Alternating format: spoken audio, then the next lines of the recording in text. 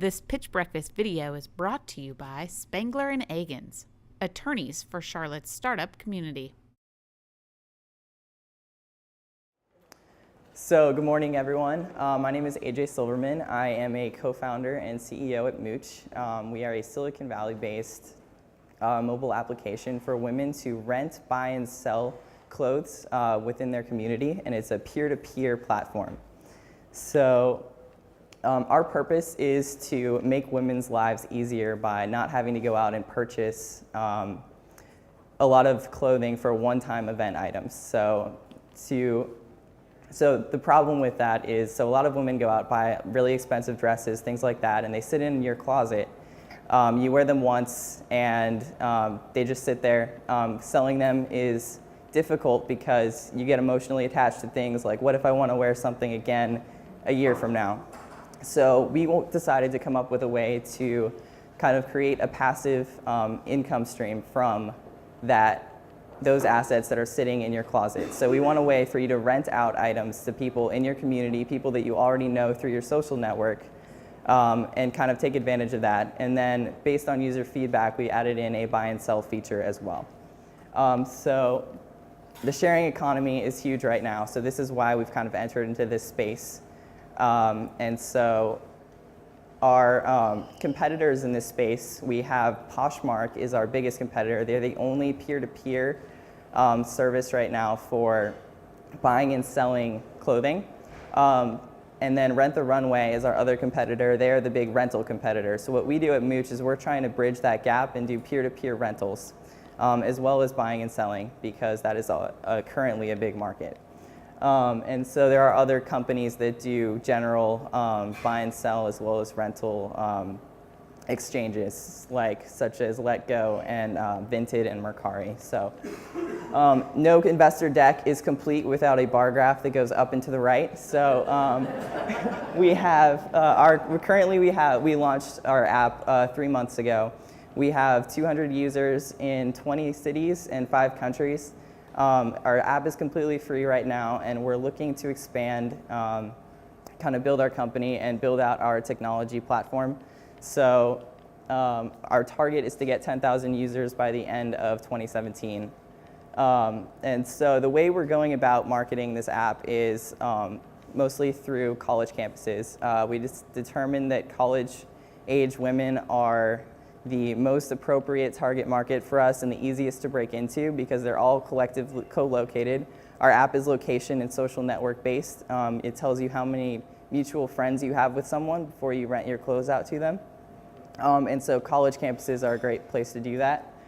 We also use social media, and we have a brand ambassador program, which we extend to fashion bloggers and as well as designers and boutiques.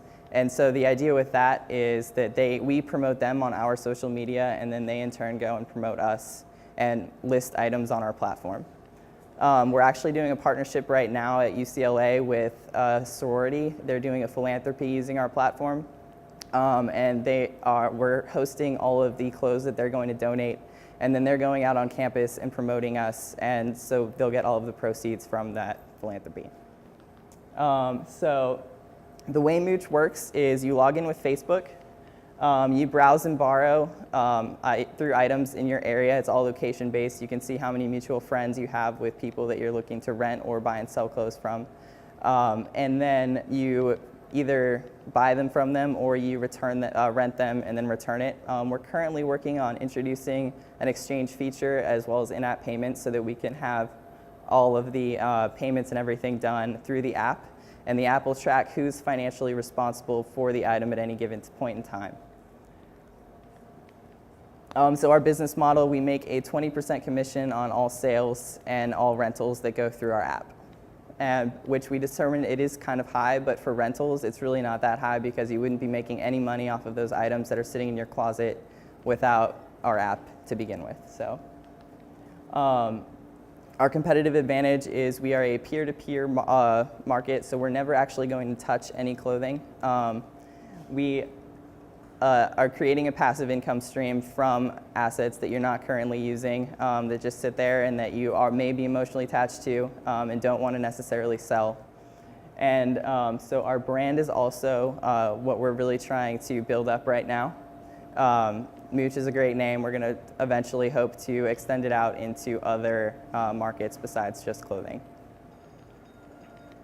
All right, and we have 4 people and across the country, and we can kind of skip. We're looking for $250K a seed investment round. We're probably going to open that round around late October. So if anyone has, I can open it up for questions. I kind of went over on time there, but. Pretty interesting. I feel somewhat unqualified to. So I'll start. Okay. So I expected to see a lady in the mix there, I have to say. Oh yeah, we have 15 brand ambassadors right now. They're 90% women. Yeah. Our core team though is all guys, as you can tell. I think that's It's a pretty. comment. I think it's important. You might want to go find a female co-founder. Yeah. Not to find one, but, Yeah. but ultimately just to make sure. I mean, I'm just curious as to how you got into space. So as an investor, Yes. get into some of the numbers, but Yeah. as an investor, I also want to know, how did you get here? So I actually had a mobile app development company out in San Jose a year ago. I was developing apps for other people. And a friend of mine from college came to me, Shubankin. He had the idea for this app based on his girlfriend's closet, and she was always complaining. And so we kind of took this. We joined a startup accelerator out in San Jose, and then worked on it for, it's been a little bit over a year now. So as an investor, I want to hear that. Okay. I want to know, why did you start? Yeah. I mean, I think you covered the problem, and I think it is a real problem. It's broken. I mean, even Yeah. so in targeting college females, I think, again, good strategy, very viral. I mean, but even there's extension opportunities. Like Yeah. consignment is a problem. Yeah. I mean, it's painful. You don't get, 20% versus what the consignment stores is nothing. Exactly. So I think that there's actually a lot of things, that you might, again, by starting here, that you can learn. But I want to hear. Okay. Okay. Why are you here? How are you uniquely qualified? What is the problem you're solving? And then finally, okay, these are the numbers and the traction you've gotten, but what do you anticipate to be the revenue per user? What Yeah. do you anticipate to be the acquisition cost as you're looking at this? Yeah. How are your brand ambassadors uniquely positioning you to win? Okay. As an investor, I don't know, this might just be me. Yeah. I hear we're building the brand. Like, I don't necessarily want to invest money to build Yeah, the brand. that's- I want to invest money so you're going to acquire users. Okay. So that you're actually going to be resulting, like, you're basically starting to really get traction. And so the brand will come as a Yeah. result of the fact that you're starting on college campuses, less so about, that sounds expensive to me, and I didn't like Yeah, that. So okay. as an investor, that's just my opinion. Okay. So you said you're unique. I know, actually, we've had a few of these pitch here, this similar concept. I think there's one in Durham that's focused on colleges, Yeah. actually. But your unique value prop is that you're not an intermediary at all, right? It's true.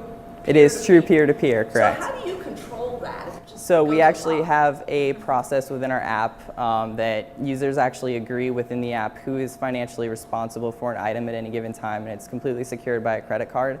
So if you damage or ruin a dress and you're currently you've both agreed in our app that you're responsible for it, then you're going to get charged, and the other person's going to get their money back. And you think that will go smoothly? Legally speaking, it's all worked out. We've had the lawyers go over it, so yes, hopefully. I think you'll want to plan for that. Yeah. So what is your- Yeah, what is we're your going to customer definitely need a experience gonna customer. be? Yeah. And make sure Yeah. you get it right. Okay. Yeah, I think And- that's the Yeah. biggest hurdle. And I heard you talk a little bit about, like, how many shared connections do you have, and Yeah. that's fine. That helps with the trust. But I can tell you, as a woman, I don't necessarily want my friends wearing the same Yeah, thing. I wear. exactly. Okay. I don't. I mean, Yeah. actually, I would rather Self-liberating. I'd rather rent it to somebody in Chicago that's Yeah. not going to be in my same sphere. Yeah. Right, or party or. And that's just a unique woman thing. That's why Okay. I'm saying, like, you Yeah. need to make sure that Yeah. your brand ambassadors are giving you that feedback. Yeah. Yeah. And maybe the younger generation. Like The you said, younger I'm- generation could be yeah. totally different. You're Yeah. exactly right. I have I'm no a- idea what millennials want.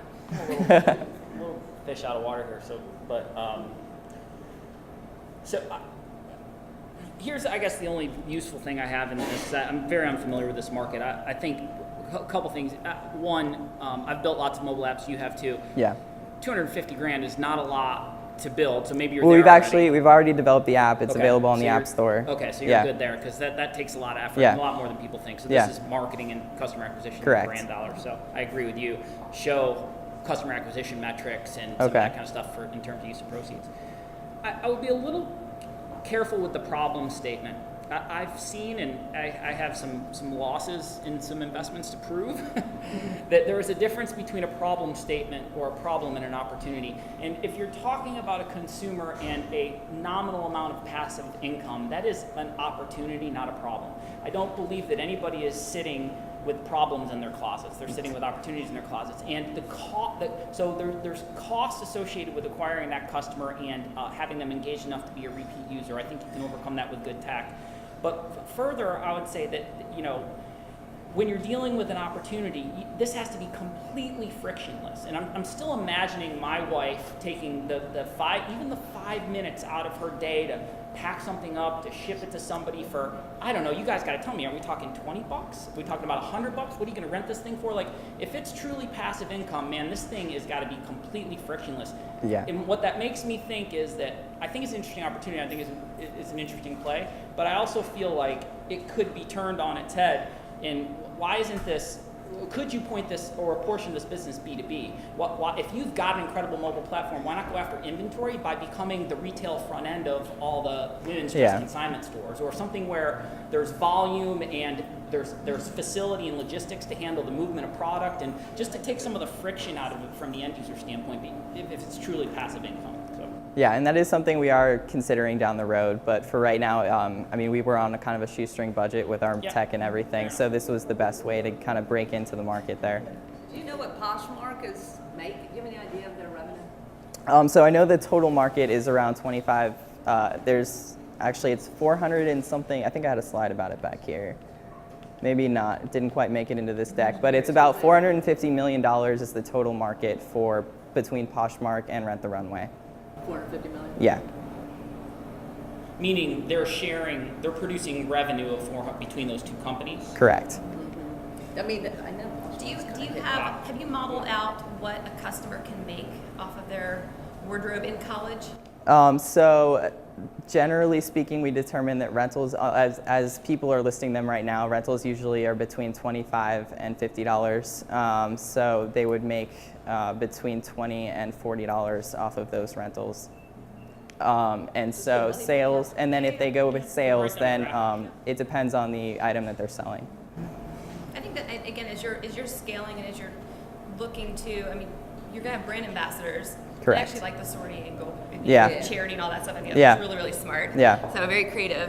But it's also a little bit of like the value proposition and why should a woman Yes. open her closet? Like, is it worth it? I think that's what Steve's getting to. Yeah. So, and that's going to play into the investor piece because you're taking 20%. So what's that going to translate to revenue per user? But then ultimately, what is that user going to get by doing this and make sure it's worthwhile? Yeah.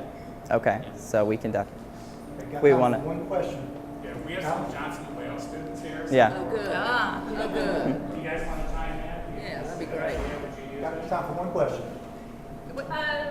I think it is a good idea.